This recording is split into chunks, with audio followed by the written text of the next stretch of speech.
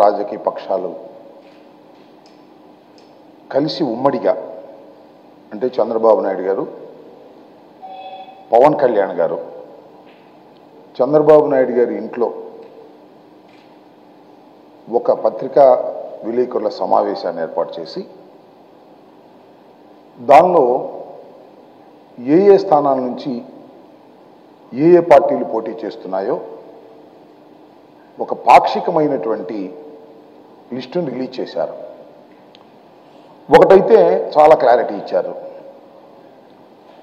జనసేన అనే రాజకీయ పక్షం 24 శాసనసభ స్థానాలకి 3 పార్లమెంటు స్థానాలకి మాత్రమే పోటీ చేయబోతుంది అనేది.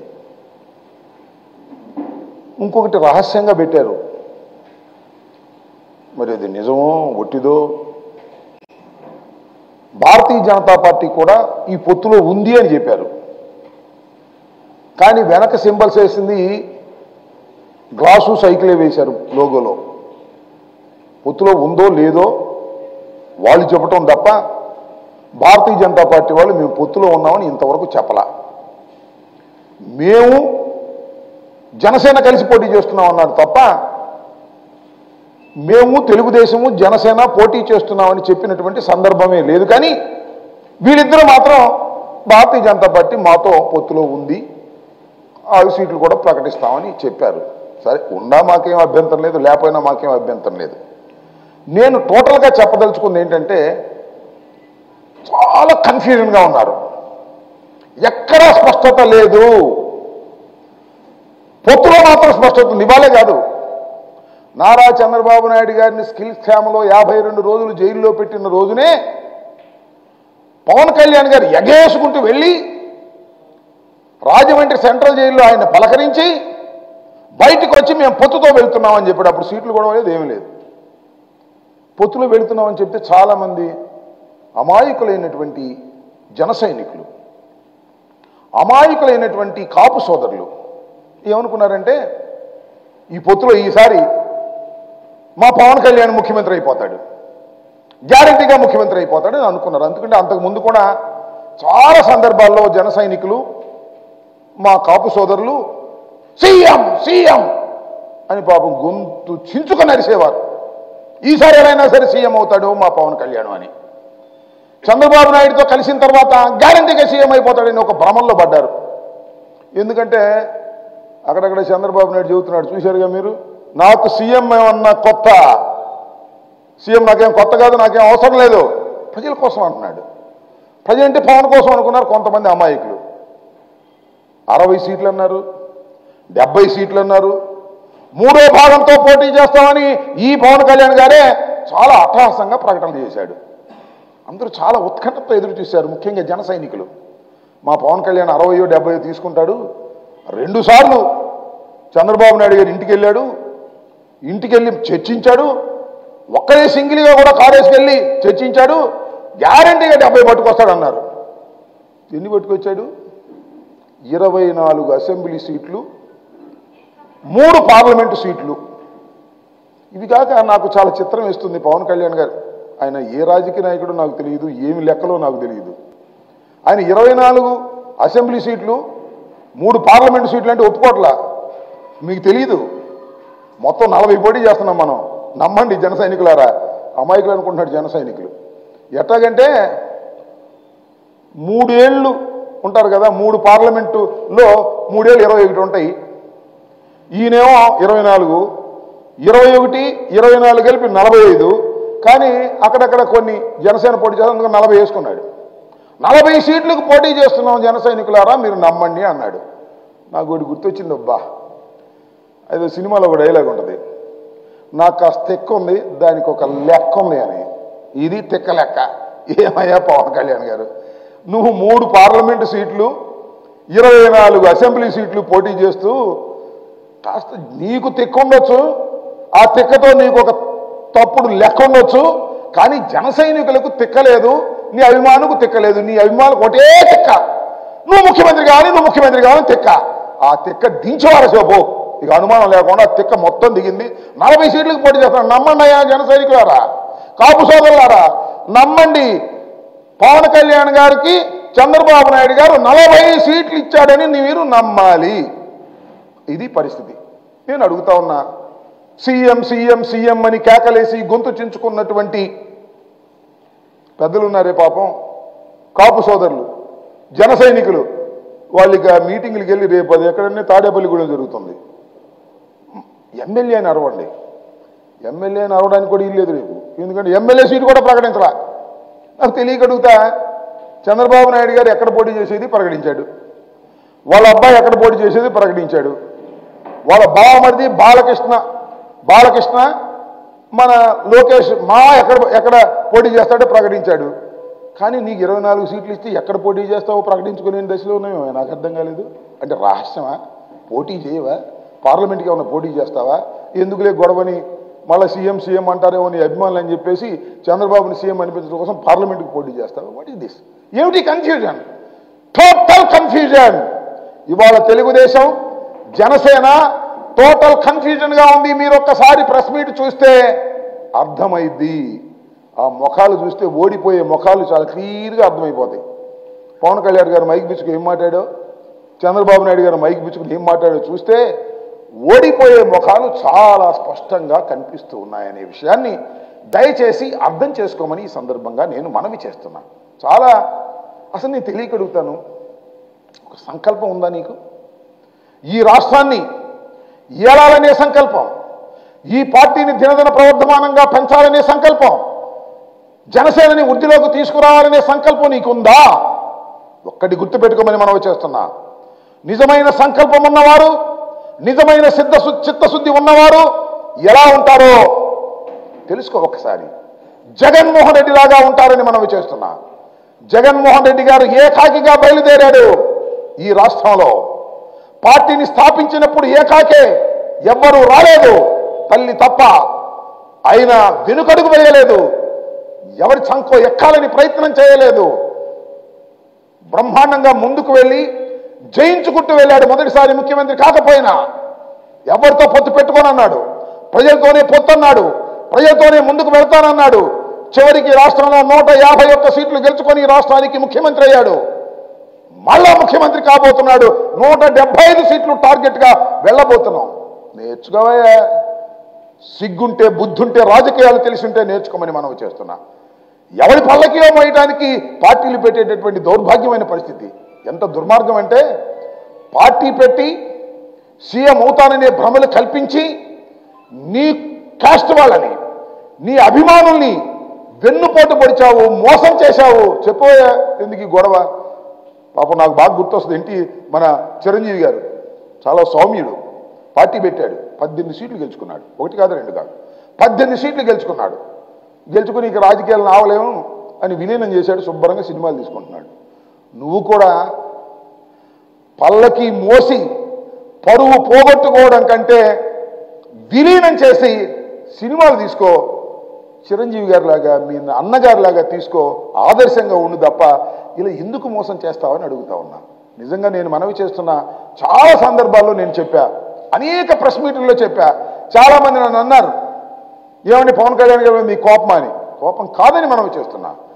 పవన్ కళ్యాణ్ అనే వ్యక్తి, కొణిదెల పవన్ కళ్యాణ్ అనే ఒక రాజకీయ నాయకుడు కాదు.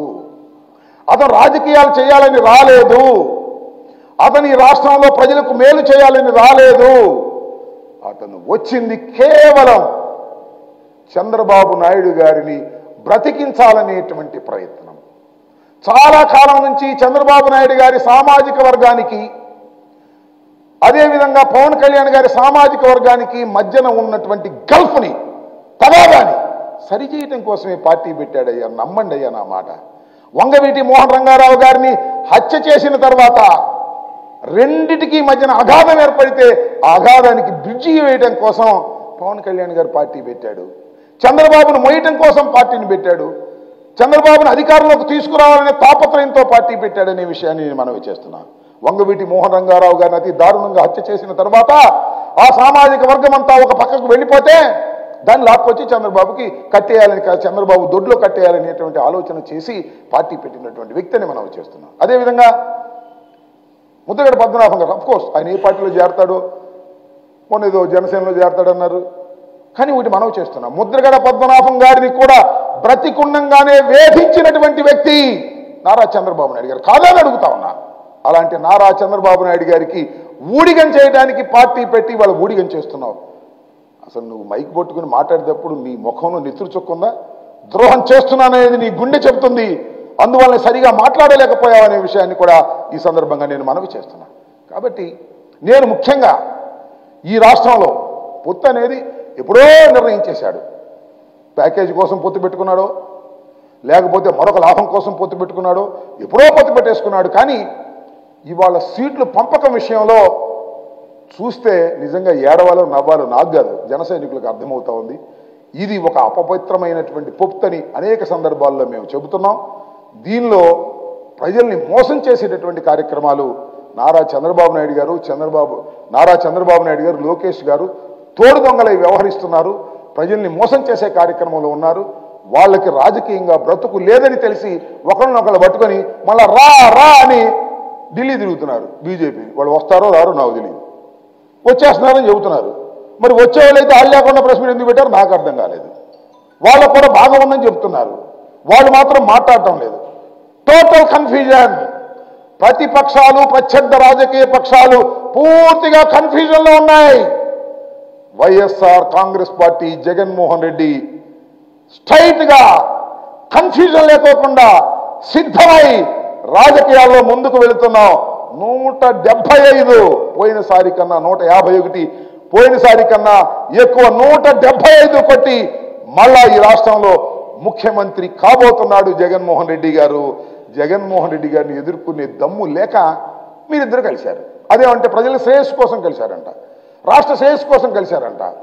అదేమంటే విధ్వంసం జరుగుతుందట, దుర్మార్గమైన పాలన జరుగుతుందంట, ప్రజలందరూ వ్యతిరేకంగా ఉన్నారంట. మరి ప్రజలందరూ వ్యతిరేకంగా ఉంటే అసలు మీరెందుకు కలవటం? ప్రజలు ఓడిస్తారుగా. ప్రజలందరూ వ్యతిరేకంగా ఉంటేను, జగన్మోహన్ రెడ్డి గారు విధ్వంసం చేస్తుంటేను, జగన్మోహన్ రెడ్డి గారు అన్యాయమైన పరిపాలన చేస్తుంటేను, ప్రజలకు నచ్చని పరిపాలన చేస్తేను ప్రజలే ఓడిస్తారు. మీ ఇద్దరు కలవాల్సిన అవసరం లేదు, బీజేపీని తెచ్చుకోవాల్సిన అవసరం లేదు, మీరందరూ కట్టకట్టుకు రావాల్సిన అవసరం లేదు. అంటే దీన్ని బట్టి లాజికల్గా అర్థమవుతున్నది ఏమిటంటే జగన్మోహన్ రెడ్డి గారు చాలా బలంగా ఉన్నాడు. ఇంతమంది కలిసినా జగన్మోహన్ రెడ్డి గారిని ఏమీ చేయలేనటువంటి దశలో ఉన్నాడు అనేది మీరు చెప్పకనే చెబుతున్నారనే అంశాన్ని దయచేసి అర్థం చేసుకోండి. త్వరలో జరగబోయేటటువంటి సార్వత్రిక ఎన్నికల్లో అద్భుతమైన విజయాన్ని వశం చేసుకోబోతున్నారు జగన్మోహన్ రెడ్డి గారు, వైఎస్ఆర్ కాంగ్రెస్ పార్టీ. మీరు ఎన్ని జిత్తులేసినా, ఎన్ని మాయమాటలు చెప్పినా, ఎన్ని పొత్తులు పెట్టుకున్నా పొద్దున్న మీ ప్రెస్ మీట్లోనే మీ కన్ఫ్యూజన్ ఏంటో అర్థమైపోయింది. చివరికి పవన్ కళ్యాణ్ గారు ఎక్కడ నిలబడతాడో కూడా ప్రకటించుకోలేని అధ్వాన్నమైన పరిస్థితుల్లో జనసేన రాజకీయ పక్షం ఉంది. జనసేనకి 24 సీట్లు ఇస్తే ఎన్నే ప్రకటించింది? 5 సీట్లు ప్రకటించారు, మిగతా 19 ప్రకటించుకోలేని పరిస్థితి. There so much of confusion. వాళ్ళకు ఒక పద్ధతి లేదు, ఒక వ్యవహారం లేదు. ఏదో స్వామి చెప్పింటూ విధానం చెడ్డ ఫలితం ఉండాలట. పవన్ కళ్యాణ్ గారు జనసేనతో పవన్ కళ్యాణ్ గారు భారతీయ జనతా పార్టీతో పొత్తులో ఉన్నాను అని ఆయన చెబుతున్నాడు. భారతీయ జనతా పార్టీ కూడా మాకు పవన్ కళ్యాణ్ పొత్తులో ఉన్నాడని చెబుతున్నారు. ఆ పొత్తులో ఉన్న ఆయన వచ్చి వీళ్ళ పక్కన కూర్చుని మరి సీట్లు పంపకం చేసుకున్నాడు. ఇదేం పొత్తు, ఇదేం వ్యవహారమో, ఇదేమి మోసమో, ఇదేమి అన్యాయమో, ఇదేనా విధానం చెడ్డాడు, ఫలితం లేదు. కేవలం 24 సీట్లకు కక్కుర్తి పడి ఇవాళ చంద్రబాబు నాయుడు గారి పల్లకి మోసే దశకు పవన్ కళ్యాణ్ గారు వెళ్ళాడు. కానీ నేను మనవి చేస్తున్నా, పవన్ కళ్యాణ్ గారి సామాజిక వర్గం కానీ, పవన్ కళ్యాణ్ గారి అభిమానులు కానీ ఈ ప్యాకేజ్ రాజకీయాల్లో బలి కాకండి. ఆయన పల్లకి మోయటానికి పవన్ కళ్యాణ్ గారు వెళ్ళినా మీరు వెళ్ళకండి. వెళ్ళారంటే ఇంతే సంగతులు, ఈ రాష్ట్రాన్ని సర్వనాశనం చేస్తారనే విషయాన్ని మీరు గమనించాలని ఈ సందర్భంగా నేను మనవి చేస్తూ, రాబోయే ఎన్నికల్లో జగన్మోహన్ రెడ్డి గారి నాయకత్వంలో ఉన్నటువంటి రాజకీయ పక్షం వైఎస్ఆర్ కాంగ్రెస్ పార్టీ ఎందరు కలిసి వచ్చినా, ఎన్ని కట్టగట్టుకొచ్చినా, ఎన్ని గుంపులుగా వచ్చినా వైఎస్ఆర్ కాంగ్రెస్ పార్టీ 175 సీట్లు టార్గెట్గా పెట్టుకొని వెళుతున్నాం. విజయం మళ్ళా వైఎస్ఆర్ కాంగ్రెస్ పార్టీ పొందబోతుంది. జగన్మోహన్ రెడ్డి గారు ముఖ్యమంత్రి కాబోతున్నారనే విషయాన్ని ఈ సందర్భంగా నేను మీ ద్వారా వారికి చెప్పదలుచుకున్నాను. పొత్తులన్నీ కన్ఫ్యూజన్, పొత్తుల వల్ల ఏమీ ఉపయోగం లేదు. పొత్తుల వల్ల ఓటు ట్రాన్స్ఫర్ అంటున్నాడు పాపం పవన్ కళ్యాణ్ గారు. ఓటు ట్రాన్స్ఫర్ కావాలి, ఓటు ట్రాన్స్ఫర్. నీకు 25 ఇస్తే ఎందుకు చేయాలి ఓటు ట్రాన్స్ఫర్? బుద్ధి ఉండేవాడు చేస్తాడు ఓటు ట్రాన్స్ఫర్లు ఎందుకు చేయాలి? చంద్రబాబు నాయుడు గారు ముఖ్యమంత్రి కావడం కోసం నీ మాటని ఓటు ట్రాన్స్ఫర్ చేయాల్సిన అవసరం ఏముంది? ఈ రాష్ట్రానికి పట్టినటువంటి శని చంద్రబాబు నాయుడు గారని ప్రజలు వదిలించుకున్నారు. మళ్ళీ ఆ శనిని పట్టుకొచ్చి ఓటు ట్రాన్స్ఫర్ చేయండి, కాపులందరూ చంద్రబాబు నాయుడు గారికి వెయ్యండి అని చెప్పేటటువంటి దౌర్భాగ్యమైన పరిస్థితుల్లోకి వెళ్ళారు పవన్ కళ్యాణ్ గారు. కాస్త జ్ఞానం ఉన్నటువంటి ఏ కాపు కులస్తుడు కూడా పవన్ కళ్యాణ్ గారి బాట వినేటటువంటి పరిస్థితుల్లో లేరని వాస్తవాన్ని మీరు తెలుసుకోవాలంటే ఎన్నికలు అవ్వాలి, లేదా ఎన్నికల ట్రెండ్ ఏంటో తెలుసుకోండి. 100% వైఎస్ఆర్ కాంగ్రెస్ పార్టీ విజయడంకా మోగించబోతుందని ఈ సందర్భంగా మనవి చేస్తున్నాను. కేవలం 24 సీట్లు ఇచ్చి పవన్ కళ్యాణ్ గారి లెక్క 40 సీట్లు అని చెప్పి ఓటు ట్రాన్స్ఫర్ చేయించుకోవాలనే ప్రయత్నం చేస్తున్నారు. ఇది దుర్మార్గమైన ఆలోచన. ఆంధ్ర రాష్ట్ర ప్రజానీకం తెలివిగలవారు, వారు కీలెరిగి వాత పెడతారు. ఇలాంటి పొత్తులన్నింటినీ కూడా తిరస్కరిస్తారని ఈ సందర్భంగా నేను చెప్పదలుచుకున్నాను.